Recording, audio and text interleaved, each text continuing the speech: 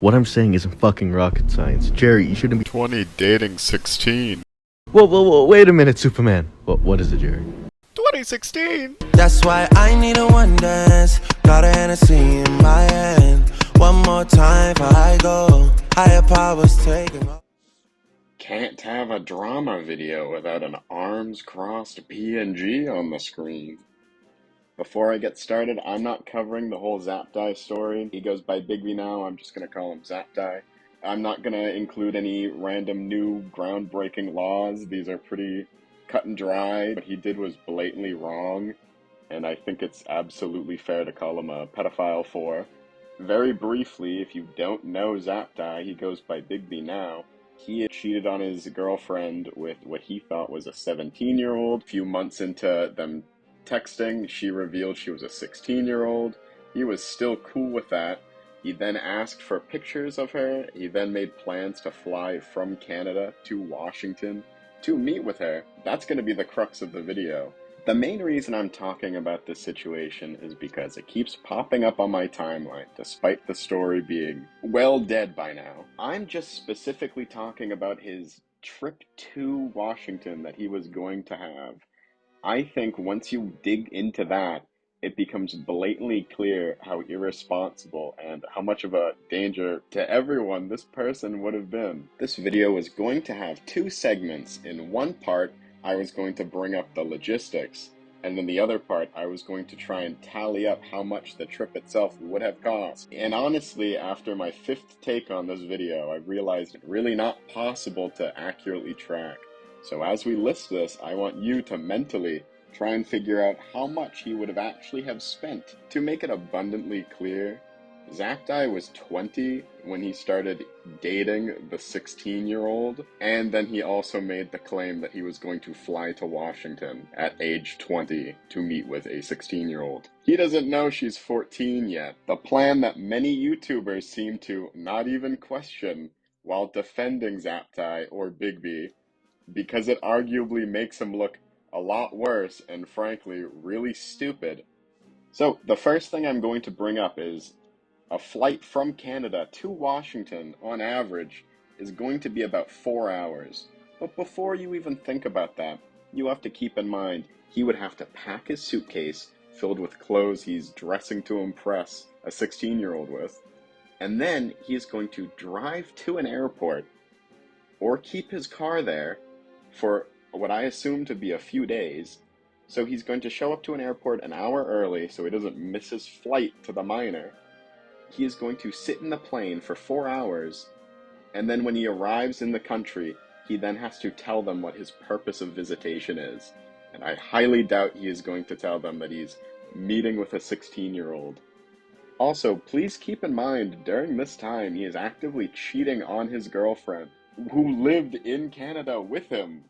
So he is going out of his way to fly to a new country to cheat on his active girlfriend with a minor. Aside from cheating on his girlfriend, there's two big issues. One, he is meeting a 16-year-old who is still in high school.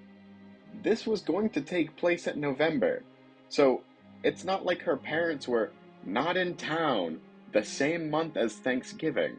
Also, please keep in mind, she still attends school. So what was his plan? It would have had to have been to show up on a weekend, in which case he is staying in Washington. He has to get a hotel room for 2 days. Let's say he successfully does all this, right? There is now an issue of transportation for him and this 16-year-old, because no 16-year-old is going to have full access to the family car to just drive out to a hotel to meet with Zaptie. So the next question is this: does he rent a car? Does he Uber everywhere those 2 days he is there? What is the plan for him? How is any of this going to work out? Please also keep in mind, how is he going to pick her up? He's not going to Uber to her house and then take them to a hotel. I highly doubt that's going to fly. What's the other play? He gets a car rented, drives to them, knocks on the door? Doubt that. What was he going to do? Ask the 16-year-old to lie about where she was going? Oh, don't worry, Mom and Dad, I'm hanging hanging out with kids from school my age. I think one big issue with this whole drama entirely being discussed through the lens of basement-dwelling commentary channels is that if for a single second you asked your parent any of this, they would absolutely call the police. Let's say somehow they managed to meet up. The parents are oblivious and they're both hanging out together. What actually could they do together, realistically, that won't raise any suspicion? He is a 20-year-old meeting with a 16-year-old that, given the pictures, looks like a 14-year-old.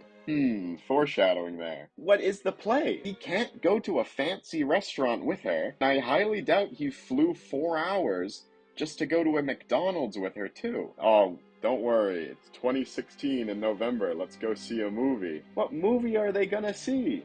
Rules don't apply? It's very clear eventually it would have to go back to him in the hotel. I think you can assume what's happening in that room. The issue, let's not even discuss the issue of bringing her back to her house without raising suspicions. The play is then for him to go back to the airport the following morning, probably, whatever. 4 more hours in the air, flies back to Canada, but the issue is then, like, he's back at his house. Did he break up with his girlfriend? Whatever, it doesn't matter. He is now trying to have a long-distance relationship with a child. Now, if you're like me and you're wondering, yeah, this whole plan was very unfeasible to begin with. This made no sense at all. It's because it didn't make sense. It's very clear why he was going to Washington, and it definitely was not to have dinner or go to a movie. He had a very cut and dry plan of why he wanted to go. It's literally the same thing as watching To Catch a Predator. They don't show up with, like, a board game. And to the audience of the bigger YouTube channels that now think he's vindicated as a person because of this whole situation, he made plans to go visit her. Absurd plans that we just went over. He wasn't going over to be friends. They weren't gonna sit down and watch football together. It's very obvious what he was gonna do. And after we just went over the plans, he was willing to spend a lot of money to do it. A common argument that you'll hear in defense of Zaptie when bringing up the story or looking into it is this horrible argument of high school context, an argument in which Zaptie defenders will somehow make the mental gymnastics that a senior in high school is allowed to date a freshman in high school, despite the age gap, because they both go to high school together. Well, when you think about it, it still doesn't make any fucking sense, regardless of that setting, because in this specific story, that's not the case at all. Zaptie was an adult who lived in Canada, who already had a girlfriend his age. He was nowhere near Washington. He was 20 when he made plans to visit a 16-year-old in her country. No high schooler is in that situation. No high schooler is 20, and no high schooler is spending $500,000 to fly to another country, lie to customs, say he's there to visit friends, rent a hotel for 2 nights, to try and sleep with a minor. That's not how that works at all. Their argument is so flawed. They don't care. I think the saddest part about this whole situation is it probably stemmed with one of these random drama YouTubers eventually befriending Zaptie, probably gave a sob story, and they went out of their way to try and justify his actions or hand wave them by sounding not as bad. Now, for them to do that, they had to, 1, lie, whether intentional or not, about his age to make him seem 19. Try and pretend that this minor didn't reveal she was 16. So their narrative was focused on the idea of she's 17 turning 18 and he's 19. That's not that bad. When in reality, it was a 20-year-old law student flying across country to meet with a 16-year-old who looks like they're 14 because, surprise, they are 14. Without really knowing how to end off this video, I think I'll just give some final words. I'm glad he's gone. I'm glad his rebrand failed.